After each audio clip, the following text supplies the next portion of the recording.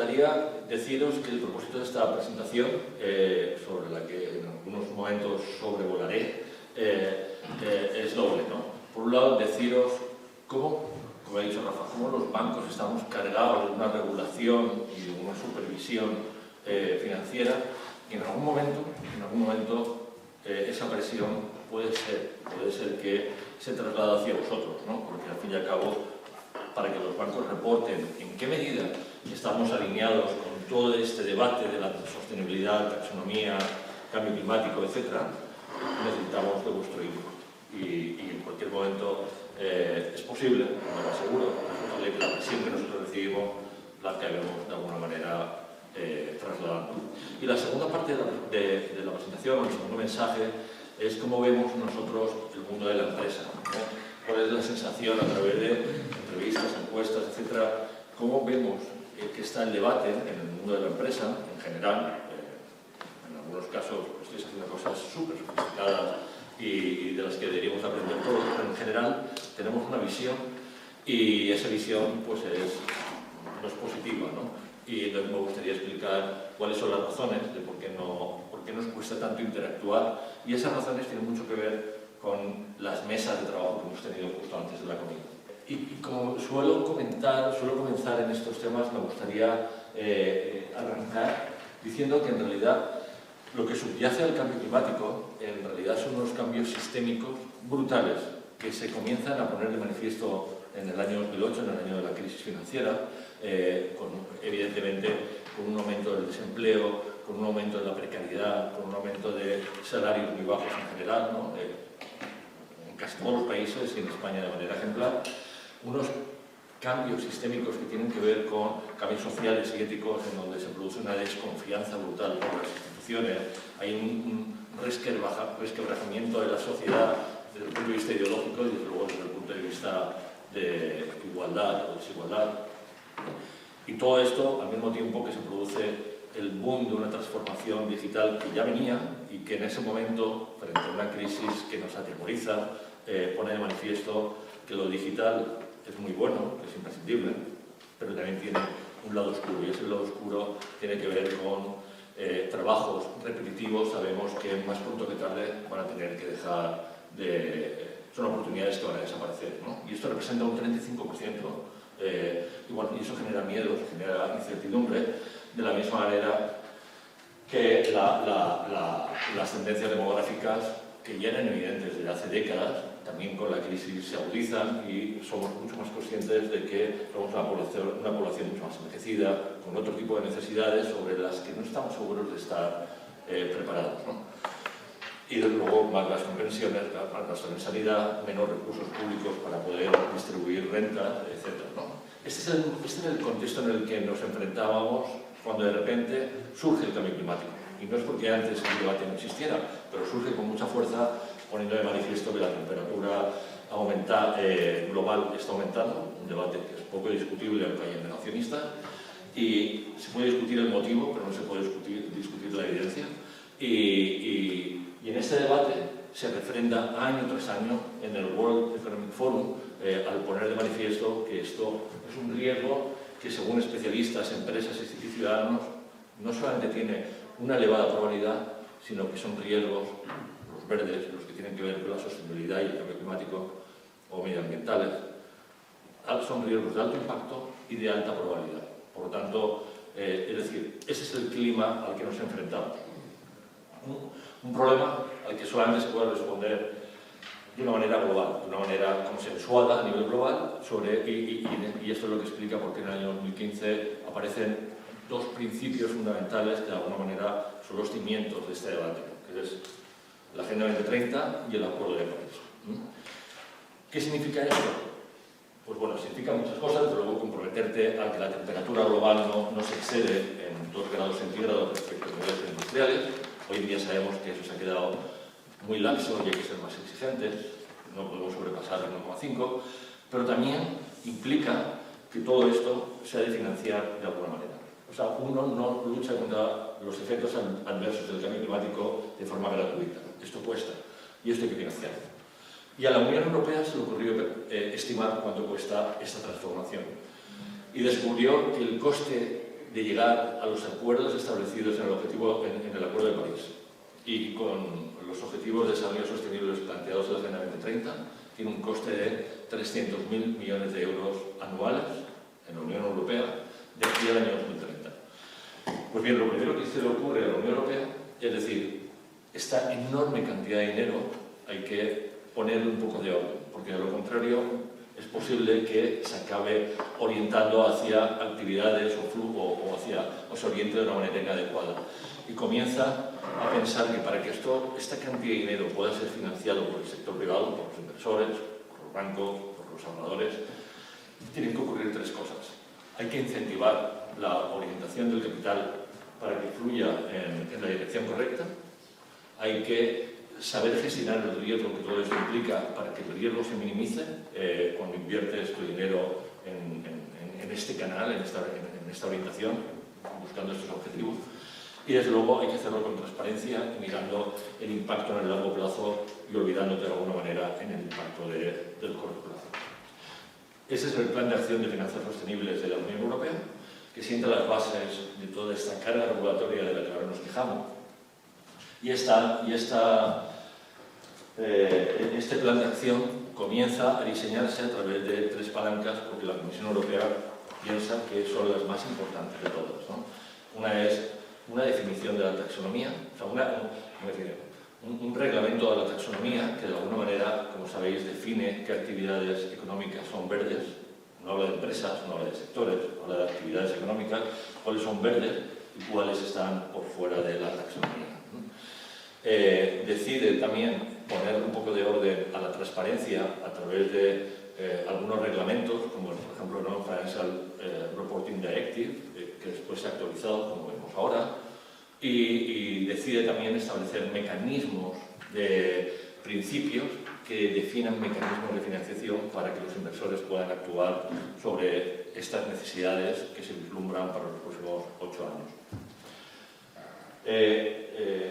Aquí tengo un link y no sé cómo entrar en la taxonomía, aunque tanto Carlos como Rafa me han dicho que haga unos pequeños comentarios, y durante la comida he tenido la oportunidad de hablar con alguno de vosotros y creo que el mejor mensaje que os puedo transmitir es que la taxonomía es algo complejo, es algo que ni los bancos sabemos muy bien cómo ayudar a sus clientes, y entonces lo que hacemos es inventarnos una taxonomía propia, alineada con la europea, pero que sabemos manejarla mejor que la que se plantea en Europa. En definitiva, lo que quería comentaros es que este no es un tema fácil, pero tampoco tiene por qué ser un tema que suponga un obstáculo insalvable. Y esta mañana ha salido el nombre de José Luis Blasco y de Acciona como una empresa ejemplar porque ha sido capaz de clasificar taxonómicamente todas sus actividades, que son muchas y variadas, y lo ha traducido en una memoria que ha divulgado. Bueno, esto tiene un poco de trampa, porque José Luis Blasco fue parte del High Level Expert Group de la Comisión Europea, fue padre de la taxonomía y por lo tanto es una de las personas que mejor se saben cómo se gestiona y cómo se aplica este concepto. Pero cuando uno se lee la memoria de información financiera o la memoria dedicada a la taxonomía de Acciona, la verdad es que vale mucho la pena porque es una fórmula para romper el miedo de este tema. Es como un tabú que al leerlo te das cuenta de que en realidad casi todas las empresas de vuestro tamaño, que ya sois muy significativas, tenéis la capacidad de afrontarlo con calidad y por lo menos romperle el miedo a este concepto. Si da tiempo volvemos sobre la taxonomía, porque lo que quería poneros ahora es que esto que en algún momento en el año 2015-2016 todavía era un concepto global, se comienza a trasladar al sector financiero. Lo que es un riesgo global se convierte en un riesgo de estabilidad financiera porque en un documento seminal, Mark Carney, que era gobernador del Banco de Inglaterra, se le ocurre decir que hay dos tipos de riesgo. El físico, que es el que todos sabéis, y los de transición, que tienen que ver con aquellos que las instituciones tratan de establecer para justamente mitigar los riesgos físicos. ¿A qué me refiero? Cuando se incentiva la tecnología, cuando se promueve la regulación, cuando influimos sobre las preferencias de los consumidores para que prefieran unos productos sostenibles frente a los tradicionales. Todo esto puede hacer que lo que es una actividad económica, lo que es una empresa bien establecida, estos riesgos de transición pueden provocar que esa empresa deje de ser atractiva para el mercado. Y si esto ocurre, es una empresa que puede entrar en quiebra y puede ocasionarle un agujero en el balance de los bancos a nivel nacional o a nivel internacional, ¿no? Entonces, esto es lo que se llama riesgo físico, es decir, todas estas actuaciones que las instituciones o los ciudadanos tratamos de hacer para mitigar los riesgos físicos y que, de una manera indirecta, producen otro tipo de riesgos. Pues bueno, la combinación de estos dos, Mark Carney dice, ojo, porque no solamente tienen una relación inversa, si haces poco lo físico aumentan los riesgos de transición y viceversa, sino que corremos el riesgo de que si las empresas, las contrapartes, los clientes de los bancos no están preparados para afrontar estos riesgos, es muy probable que el sector financiero se desestabilice. Y ese es un riesgo que hay que comenzar a gestionar. De ahí que surja multitud de, a partir de ese momento, a partir del año 2016, comienzan a surgir multitud de agentes, de actores, de instituciones que tratan de regular cada uno por su lado las cosas que os he contado hasta ahora, ¿no? Cómo regular la alineación, cómo regular la transparencia, cómo regular la estabilidad financiera, cómo regular la supervisión. Y comienzan a los bancos a inundarnos de una carga regulatoria que en realidad tiene mucho que ver con estos 5 temas. Pero son 5 temas que yo he simplificado, pero para cada uno de ellos, cada una de las instituciones plantea su propia visión, con lo cual tenemos en este momento un engranaje complejo, a veces, en algunos casos, incluso incoherente, en donde en unos casos se exige un tipo de datos, en otros se exige otro tipo de datos diferentes y al final del día parece que estén compitiendo para ver quién regula mejor, ¿no? Y esto tiene un impacto sobre las entidades muy importante. Los 5 temas sobre los que en realidad las empresas, los reguladores y los supervisores están empeñados en influir tienen que ver con el desarrollo de taxonomías o medidas de alineación o cómo definir sendas de alineación de acuerdo con los objetivos climáticos establecidos en el Acuerdo de París. Tiene que ver con la transparencia y la divulgación, tiene que ver con estándares, que es un tema muy importante y que también ha salido en la mesa de debate, es decir, igual que vosotros os quejáis de que los estándares no están bien definidos para las empresas, para el sector financiero tampoco. Y esto es un problema con el que tenemos que luchar. Aquí, el cuarto tema es muy especial para las entidades bancarias porque los bancos centrales están empeñados, los supervisores, en realizar pruebas de esfuerzo, de stress test, para estar seguros de que la estabilidad del sistema financiero se mantiene en orden. Y por último, iniciativas ligadas al gobierno corporativo porque desde las instituciones se considera que si la G, si la gobernanza, si los órganos de gobierno funcionan adecuadamente, lo demás posiblemente funciona también de una manera correcta. Pero este marco todavía no cesa, no se frena, sino al contrario, va creciendo en volumen y va creciendo en intensidad. Y de hecho, el año pasado la Unión Europea crea una nueva estrategia de finanzas sostenibles para la Unión Europea, que lo que hace es darle una vuelta de tuerca más, considerando que hay 4 temas sobre los que trabajar adicionalmente a los anteriores. Una es, hay que financiar la transición, es decir, lo fácil es invertir en energías renovables, lo difícil es, como empresas tradicionales que pueden tener un color marrón verduzco o verduzco marrón y están dispuestas a ser verdes, ¿cómo financiarlas? Esto es lo difícil.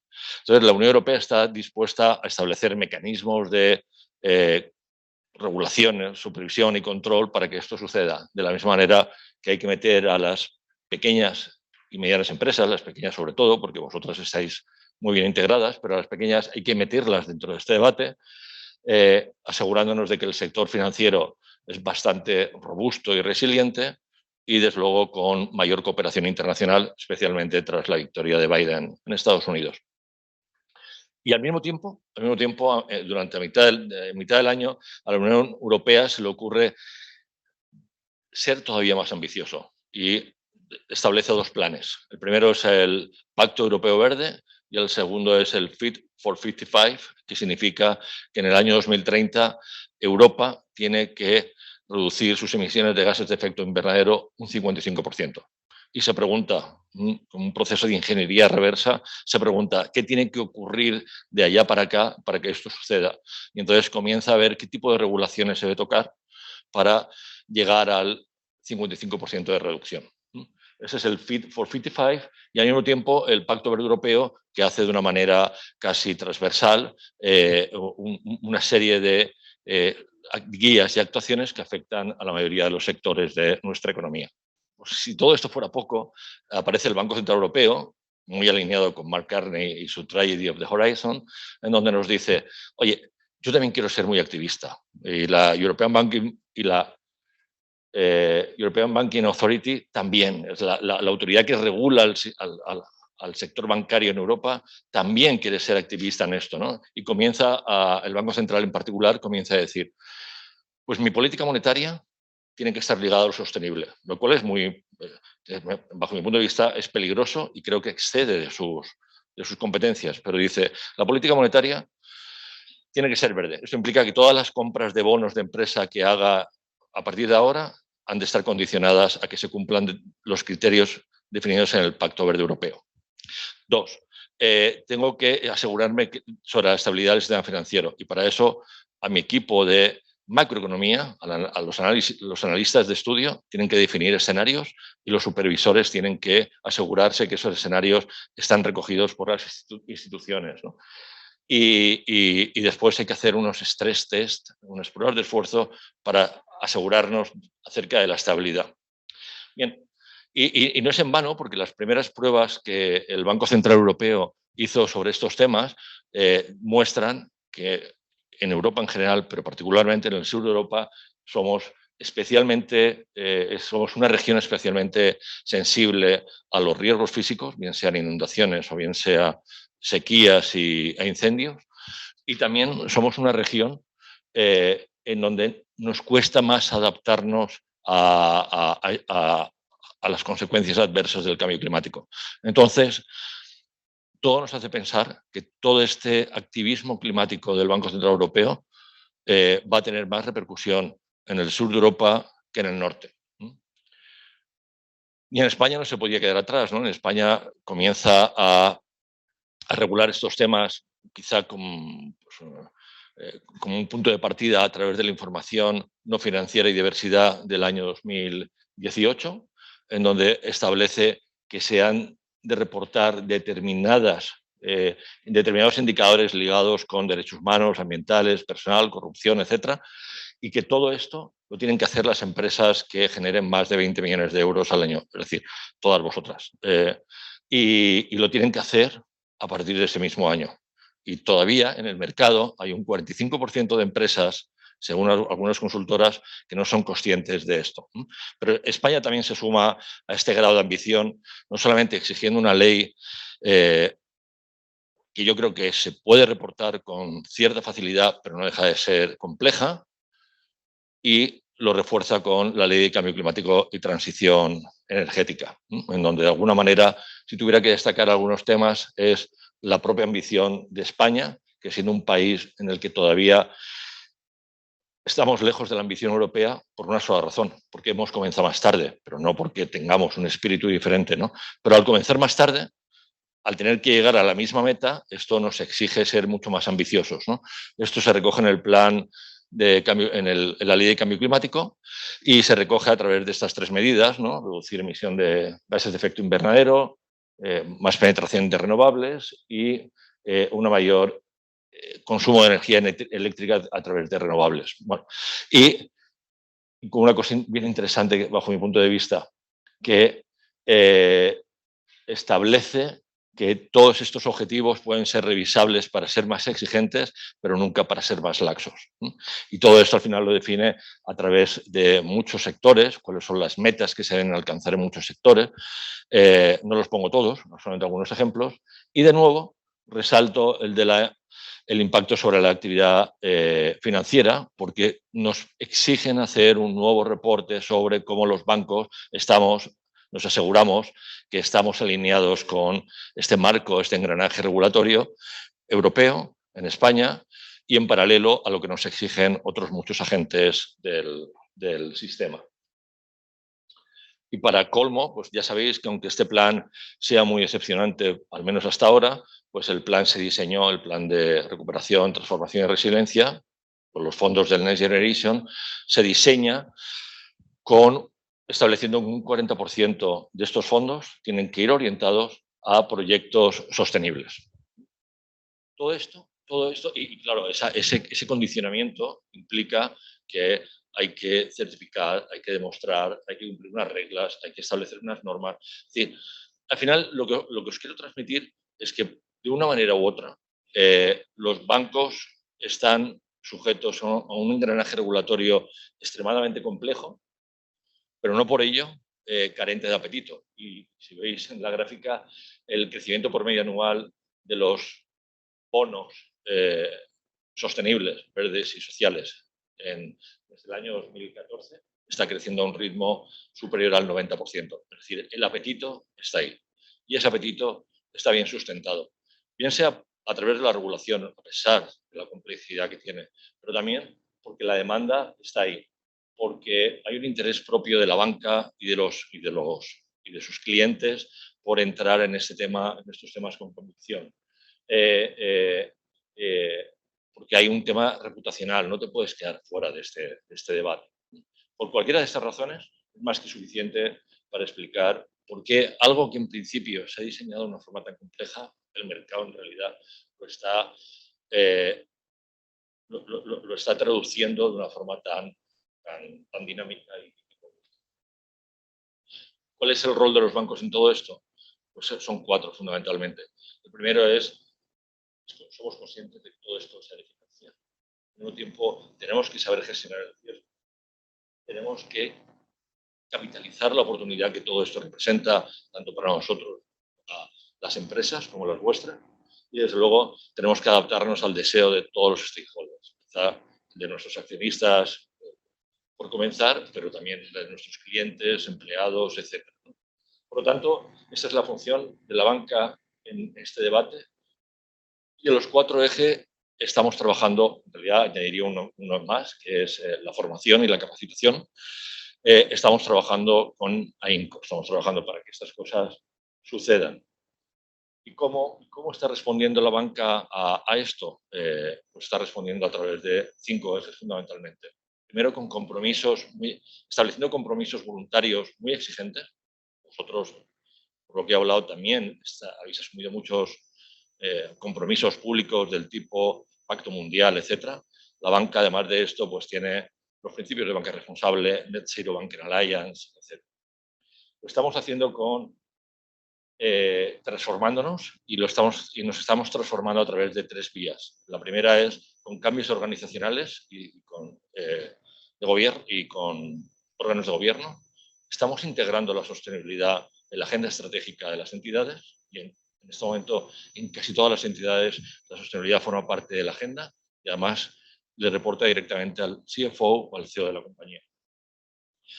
Y el tercer punto de la gestión tiene que ver con la gestión del riesgo, en donde estamos comenzando a utilizar metodologías de riesgo climático complejas, basadas en escenarios, basadas en huella de carbono, etcétera, en el que muchos de los datos pues los tenéis que suministrar vosotros, las empresas, ¿no? Sus contrapartes. Y estamos financiando, y lo estamos financiando pues cambiando nuestras políticas comerciales, pero también abriendo líneas de financiación nuevas para proyectos sostenibles y estamos, desde luego, estamos comenzando a hacer mucho engagement con los clientes tradicionales para apoyarlos en su transformación hacia este camino de la sostenibilidad. Todo esto, posiblemente, me lleva a concluir que si la sostenibilidad, y eso también ha salido en el debate durante las mesas redondas, si la sostenibilidad no forma parte de tu ADN desde que naciste como empresa, en realidad lo que vemos en cualquier reporte, en cualquier estadística, en cualquier encuesta que hagamos, formal o informal, es que las empresas tienden a percibir este debate con una cierta reticencia. Y es bastante lógico. La reticencia se puede ver, por ejemplo, en el que según Grant Thornton, solamente el 38% de las empresas medianas, es decir, está hablando de vosotras, considera que la sostenibilidad es igual de importante que las finanzas. Para el resto, las finanzas y otros temas ocupan una prioridad superior al de la sostenibilidad. Y KPMG nos dice que de las 125 compañías integradas en el mercado continuo, pues solamente un 14% están comprometidas con el net zero y solamente un 6% están respaldadas por planes de transición claros, con objetivos climáticos bien definidos, alineados con lo que la regulación y a los bancos nos exigen, etc. Es decir, un camino enorme por recorrer. Es verdad que alguna empresa de la comunidad que me decía, no, es que nosotros lo tenemos chupado porque nacimos así, porque lo tienen en su ADN. Todas aquellas que no nacen con ese ADN, obviamente se tienen que enfrentar a problemas, como hemos visto durante la mesa redonda, que tienen que ver con costes, con incertidumbre y con impacto. Con costes porque exige más recursos, reporting, divulgación, auditoría, etc.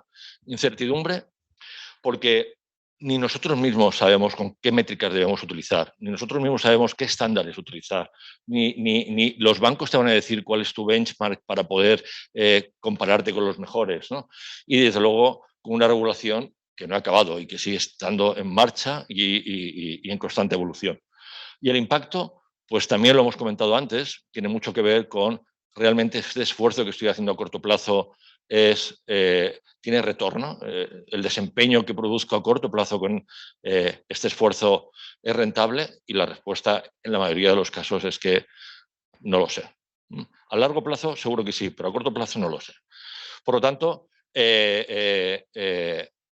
lo que vemos es que, y uno más, la prioridad en un entorno tan complejo y tan incierto como el que estamos viviendo, la verdad es que decir que a pesar de todo, a pesar de las preocupaciones que tenemos con nuestros clientes, a pesar de la transformación digital, a pesar de la pandemia, de la guerra en Ucrania, etcétera, decir que la sostenibilidad forma parte entre las prioridades de nuestra agenda estratégica, pues creo que sería ilusorio pensar que para el mundo de la empresa eso es así, ¿no? Por lo tanto, estos son los inconvenientes y las razones que frenan esta relación, esta interacción entre empresa y banca, o empresa y financiación, si queréis, pero también no hay mucho margen de maniobra, bien sea por convicción, bien sea por regulación y cumplimiento, o bien sea porque quizás sea lo más interesante de esta slide, porque las condiciones financieras van a ser mejores si afrontáis este tipo de proyectos de transformación. Por cualquiera de estas razones, es más que evidente que vale la pena subirse a este tren, a pesar del coste que conlleva en función de lo que hemos visto en la slide anterior, ¿no? Y por convicción, algunas lo hacen porque lo tienen en el ADN, otras porque se dan cuenta de el enorme nicho de oportunidad que hay detrás de todo esto, y otras pues porque simplemente han de cumplirlo. Esto quizás sea lo menos atractivo, pero no deja de ser un paso en la dirección correcta. Y cualquiera de estas razones te lleva a que la financiación, no solamente las condiciones financieras pueden ser más favorables cuando las empresas se suben a este tren de la sostenibilidad, sino que también te abre una capacidad de buscar nuevas fuentes de financiación como Hinojosa. Ignacio nos va a comentar justo después de esta presentación. Pero no todo vale, no todo vale. O sea, y ese sería el último consejo que daría en esta sesión. No todo vale. Uno no puede decir que se suma a esto de cualquier manera. Uno lo tiene que hacer de una forma creíble, generando confianza, con convicción, y no solamente pues porque la regulación me lo exige, o porque así hago un plan de marketing súper chulo, o porque lo hago hoy, pero después el equipo directivo no le presta atención suficiente a los temas, ¿no? Es decir, cuando uno hace esto, lo tiene que hacer porque tiene que generar confianza y, por lo tanto, evitar cualquiera de estos 7 pecados capitales, que es lo que se conoce en la jerga como greenwashing o ecopostureo, ¿no?